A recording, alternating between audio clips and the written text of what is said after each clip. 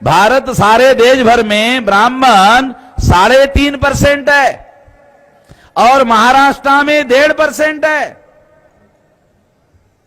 आप लोगों को ब्राह्मणों का डर लगता है।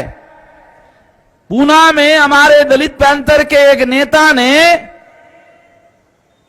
पूना के कार्यक्रम में शंकराचार्य को जूता मारा था। उसने सोचा छोटे मोटे ब्राह्मणों को क्या मारने का, शंकराचार्य के ऊपर कोई है नहीं। अगर शंकराचार्य को मारो तो अपने आप सारे देश के ब्राह्मणों को मारने जैसा हो जाएगा। सबको मारने की जरूरत है नहीं। ध्यान से सुनो, नारे मारे मत लगाओ, दिमाग में जाने दो। जो मैं बोलता हूं मेरे लिए तालियां फालियां मत बजाओ, दिमाग में घुसने दो जो मैं बोलता हूं, क्योंकि जब तुम्हारे दिमाग में घुसेगा तो घर में काम में आएगा। मैं कोई वोट हासिल करने वाली तकरीर करने वाला आदमी नहीं हूं। जिंदगी में कुछ काम की बात आपके दिमाग में रहे और काम में आ जाए, इसके लिए बातें बताते रहता हूं, समझाने की कोशिश करते रहता हूं। अभी भी मैं ईवीएम मशीन आपको समझाने के लिए बता रहा हूं, क्योंकि ये टेक्नोलॉजी की बात है, ये समझना इतना आसान नहीं है। तो इसलिए ये बात मैं आपको समझा रहा हूं कि ब्राह्मणों की संख्या सारे देश भर में 3.5% है, महाराष्ट्र में 1.5% है। 3.5% वाला ब्राह्मण अगर गांव में सरपंच बनाना चाहे, गांव का सरपंच बनाना चाहता है ब्राह्मण, अरे सरपंच तो बहुत दूर की बात है, पंच नहीं बना सकता। पंच जब नहीं बना सकता तो सरपंच कहां से बनाएगा? जो लोग गांव का सरपंच नहीं बना सकते, क्योंकि संविधान के अनुसार हर 18 साल के व्यक्ति को वोट का अधिकार है और महाराष्ट्र में 1.5% है। 1.5% से क्या होगा? सरपंच बन जाएगा। 3.5% से क्या हो जाएगा? सरपंच बन जाएगा। 3.5% से ये लोग सरपंच नहीं बना सकते, देश की पंचायत का प्रधानमंत्री बना रहे। क्या रहस्य है? इस रहस्य को समझने की जरूरत है। अरे भाई शांति से सुनो, आप लोगों को कोई आदमी खुजली करते रहता है, खुजली करने से ही इधर उधर भड़क जाते हो। बड़ी लड़ाई लड़ना है तो थोड़ा पेशेंस रखना जरूरी है। ध्यान से सुनो, केवल खुजली करने से ही आपको थोड़ा सा उचकाने से ही उचक जाते हो तो फिर तो दुश्मन को समझ में आता है आप कमजोर आदमी हो, आपको उचकाने से ही उचक जाते हो। ध्यान से सुनो जो कह रहा हूं। तो जो गांव का सरपंच नहीं बना सकते, वो देश की पंचायत का प्रधानमंत्री बना रहे हैं। क्या रहस्य है? इस रहस्य को जानना जरूरी है। 8 अक्टूबर 2013 को सुप्रीम कोर्ट ने ईवीएम मशीन के विरोध में फैसला दिया। कितने लोगों को पता है?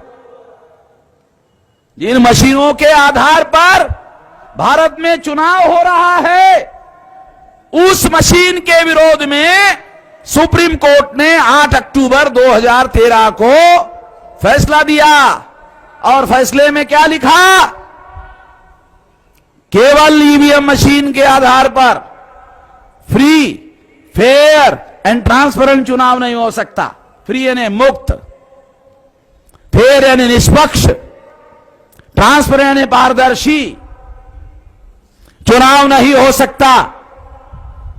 और अगर चुनाव फ्री, फेयर एंड ट्रांसपेरेंट करना है तो इस मशीन को पेपर ट्रेल नाम की दूसरी मशीन लगानी होगी।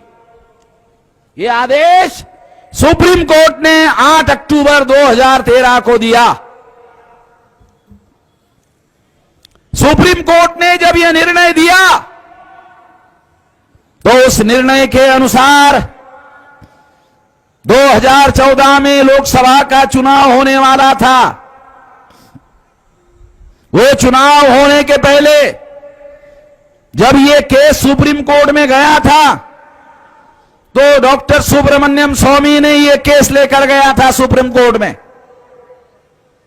डॉक्टर सुब्रमण्यम स्वामी का ये कहना था कि 2004 में और 2009 में लोकसभा के चुनाव में कांग्रेस ने चुनाव में घोटाला करके चुनाव जीता और उसके दस्तावेजी सबूत डॉक्टर सुब्रमण्यम स्वामी ने सुप्रीम कोर्ट में दाखिल किए और उसने सुप्रीम कोर्ट में बहस की।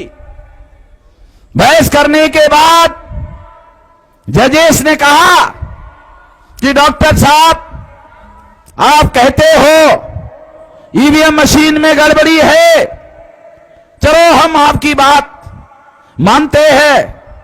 आप बताइए, ईवीएम मशीन हम इस चुनाव में रखना चाहते हैं, आपके पास ईवीएम मशीन में सुधार करने के लिए कोई सुझाव है?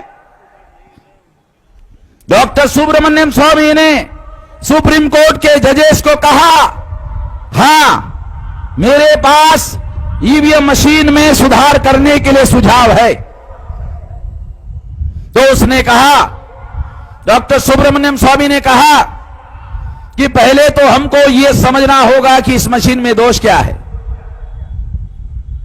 तो सुप्रीम कोर्ट को उसने बताया कि इस मशीन का पहला दोष कि इस मशीन में जब कोई मतदाता वोट डालने के लिए जाता है तो जब वो बटन दबाता है तो बीप का आवाज होता है, लाइट जलता है और लाइट जलने के बाद मान लो आपने कमल पर वोट दिया, मान लो आपने पंजे पर वोट दिया, मान लो आपने हाथी पर वोट दिया, मान लो आपने साइकिल पर वोट दिया, घड़ियाल पर वोट दिया, मान लो अगर आपने वोट दिया, दिया हुआ वोट दिखाई नहीं देता कि यदि आपने साइकिल पर वोट दिया तो आपका वोट साइकिल के नाम पर जमा हो गया है, आपका ठप्पा, आपकी निशानी, आपका मोहर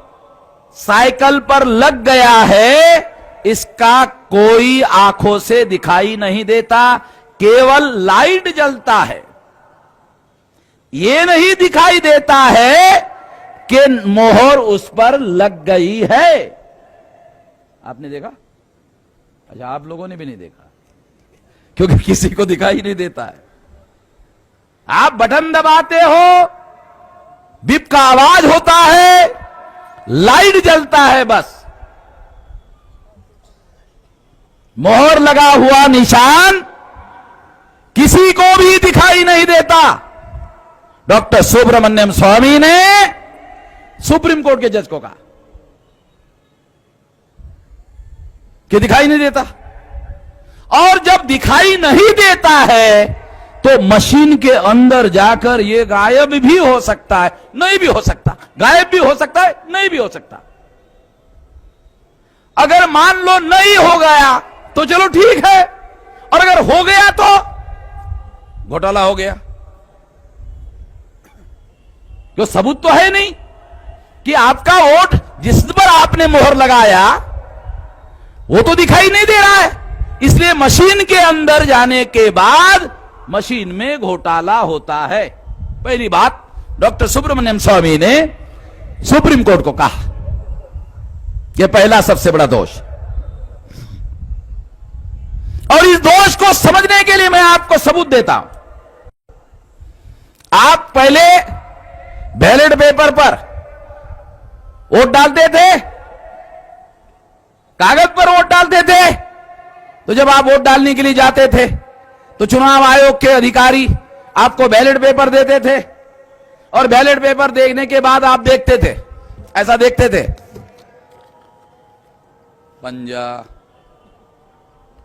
कमल का फूल, हाथी, गधा, घोड़ा, सुअर, कुत्ता। समझाने के लिए बता रहा हूं, समझाने के लिए, क्योंकि सवाल मेरे समझने का नहीं है, सवाल आपके समझने का है। पहले आप ऐसा देखते थे, हाँ हाँ हाँ, किसको वोट दे, किसको वोट दे, किसको वोट दे, सोचता था। पहले हाथ में लेता था, फिर देखता था, फिर सोच किसको वोट दे, किसको वोट दे। चलो इस बार कुत्ते को वोट दे दिया जाए, समझने के लिए बता रहा हूं। तो आप फिर जो मोहर है वो देखे, मोहर किधर है, मोहा है। फिर वो शाही वाला जो पैड होता है उसमें ऐसा ऐसा, हाँ हाँ लग गया, लग गया, शाही लग गया है। हाँ, फिर कुत्ते के ऊपर ऐसा, हाँ हाँ वो भी बराबर लग गया है। दोनों आंखों से देखते और कुत्ते पर निशान आपका लग गया, दोनों आंखों से देखते और दोनों आंखों से देखने के बाद, बैलेट पेपर पर देखने के बाद आपकी तसल्ली होती थी कि मैंने जिस कैंडिडेट को वोट दिया है मेरा वोट उसी के नाम पर जमा हो गया है। ये बैलेट पेपर पर होता था। अब इलेक्शन कमीशन का कहना है ये मशीन एडवांस है। मुझे समझ में नहीं आता, अगर मशीन एडवांस है तो उसमें दिखाई नहीं देता और पेपर बैकवर्ड है इसमें साला दिखाई देता है। पेपर बैकवर्ड है, समझे ना बात, खास बता रहा हूं। पेपर बैकवर्ड है और कहते हैं election commission EVM machine advance है। अरे एडवांस में तो एडवांस होना चाहिए। कागज पर दिखाई देता है मतदाता को कि मेरा वोट किसके नाम पर जमा हो गया, मगर मशीन में दिखाई नहीं देता। मशीन अगर एडवांस है तो मशीन में तो दिखाई देना चाहिए, मगर मशीन में दिखाई नहीं दे रहा है। इसलिए मशीन में दिखाई नहीं दे रहा है, ये बहुत बड़ा दोष है। सुब्रमण्यम स्वामी ने सुप्रीम कोर्ट के जज को कहा, पहला दोष। दूसरा कि ये जो मशीन है, ये मशीन में अगर ये वोट मैंने साइकिल को दिया और अगर मुझे 8 दिन के बाद चुनाव रिजल्ट के बाद मुझे अपना वोट फिजिकली वेरीफाई करना है। देखो भाई, बहुत खास बात आप लोगों को बता रहा हूं क्योंकि ये मुसलमानों के लिए बहुत अहम बात है। सभी के लिए है मगर मुसलमानों का जीरो हो गया, इसलिए आपको बता रहा हूं। मुसलमानों का सिक्योरिटी ये जीरो के साथ जुड़ा हुआ मामला है। अगर ये जीरो होता है तो आपका भविष्य नहीं है भारत में। और यदि आपका वोट वैल्यू बरकरार रहता है तो आपकी सिक्योरिटी के दुनिया में कोई भी रोक नहीं लगा सकता। इसलिए इतना अहम बात है, इसलिए समझा रहा हूं। ये जो मशीन के अंदर आपने वोट दिया तो सुब्रमण्यम स्वामी ने कहा अगर मुझे चुनाव का रिजल्ट आने के बाद मेरे वोट का वेरिफिकेशन करना है, मुझे मेरे वोट का फिजिकल वेरिफिकेशन करना है, तो मशीन कहती है फिजिकल वेरिफिकेशन नहीं हो सकता। मशीन कहती है फिजिकल वेरिफिकेशन नहीं हो सकता। तो पूछो क्यों? नहीं, वो बैलेट पेपर पर हो सकता है, ये इधर नहीं होता है। तो बैलेट पेपर पर हो सकता है और मशीन में नहीं हो सकता है, तो ये मशीन एडवांस कैसी है? क्योंकि बैलेट पेपर आपका फिजिकली उधर ही रहता है, 6 महीने तक रखना अनिवार्य है कानून के अनुसार। और आप अगर उसका फिजिकल वेरिफिकेशन करना चाहते हो तो उसका फिजिकल वेरिफिकेशन हो सकता है। मशीन में जो वोट आप डालते हो उसका कोई फिजिकल वेरिफिकेशन नहीं होता है। और यदि वोटों का फिजिकल वेरिफिकेशन नहीं होता है तो मैं 200% गारंटी से कहता हूं आपका वोट मशीन में गायब होता है। अगर फिजिकल वेरिफिकेशन हो जाए तो गायब नहीं हो सकता, और फिजिकल वेरिफिकेशन ना हो तो 200% गारंटी से कहता हूं गायब हो सकता है। हो सकता नहीं, होता है। नंबर 2। अभी नंबर 3, आप इस ईवीएम मशीन के द्वारा यदि रिजल्ट लग गया और रिजल्ट लगने के बाद दूसरा कैंडिडेट जो हार गया वो कहता है नहीं, मुझे ये रिजल्ट मंजूर नहीं है, मुझे रिकाउंटिंग चाहिए। ईवीएम मशीन में रिकाउंटिंग का सिस्टम नहीं है। ईवीएम मशीन में रिकाउंटिंग नहीं होता, बैलेट पेपर में होता था। ईवीएम मशीन में रिकाउंटिंग नहीं होता है, ओनली रिकैलकुलेशन होता है।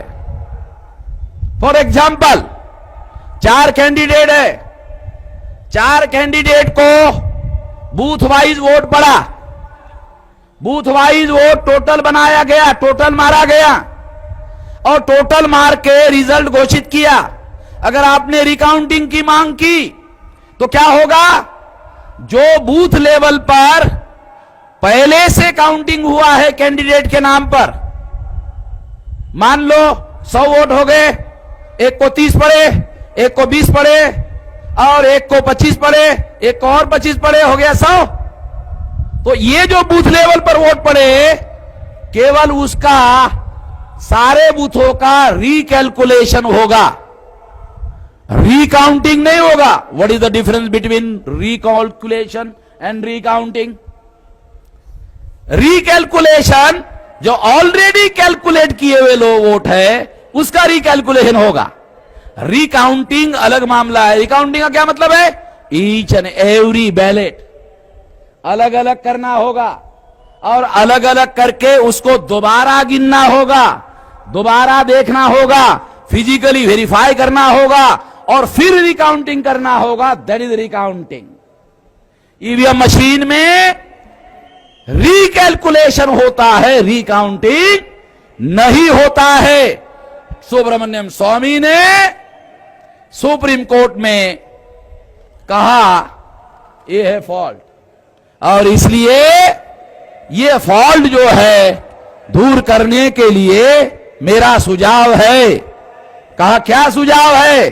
तो कहा जैसे एटीएम मशीन होता है, एटीएम मशीन में मैं पैसे निकालता हूं, 5,000 मैंने निकाला तो चिट्ठी बाहर आती है, चिट्ठी में लिखा होता है आपके अकाउंट में 1 लाख रुपया था, आपने 5,000 निकाला, आपने 95,000 आपके अकाउंट में बचा हुआ है, तो आपको तसल्ली हो जाती है, हाँ बराबर है।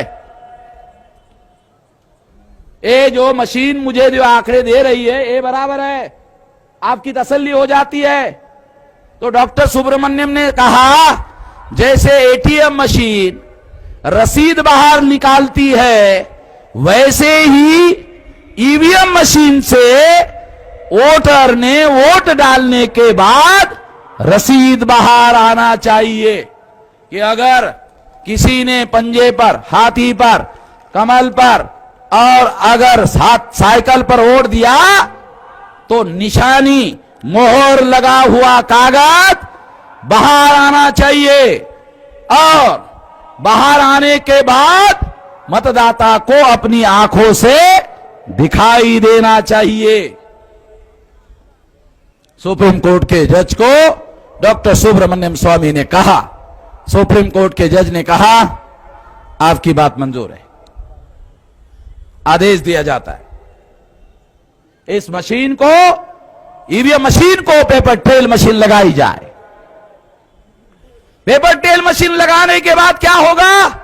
आप बटन दबाने के लिए गए, लाइट जला, बीप का आवाज हुआ, होने के बाद कागज बाहर आ गया, आपने पंजे को ओढ़ दिया, 7 सेकंड तक वो कागज बाहर रहेगा। आप अपनी आंखों से वो कागज देखेंगे, मोहर लगा हुआ है आप देखेंगे। अगर आपकी आंख कमजोर है तो कागज में लाइट फेंका जाएगा ताकि मोहर का निशान उठकर आपको दिखाई दे। यानी कमजोर आंख वालों की भी व्यवस्था है, अच्छे आंख वालों की भी व्यवस्था है। उसमें 7 सेकंड वो कागज बाहर रहेगा, बाहर रहने के बाद वो कागज का टुकड़ा गिरकर बैलेट बॉक्स में गिरेगा और बैलेट बॉक्स में गिरने के बाद यदि विवाद होता है, काउंटिंग में विवाद होता है, तो सुप्रीम कोर्ट ने आदेश दिया कि विवाद में कागज के टुकड़ों की गिनती होगी, कागज के टुकड़ों की गिनती होगी। लिखा, ऑर्डर दिया। अगर विवाद होता है, विवाद कब होता है? रिजल्ट आ गया, कैंडिडेट ने लिख कर दिया मुझे रिजल्ट मंजूर नहीं है, मुझे रिजल्ट मंजूर नहीं है, रिकाउंटिंग होना चाहिए, तो विवाद हो गया। तो सुप्रीम कोर्ट ने कहा विवाद में कागज के टुकड़ों की गिनती होनी चाहिए।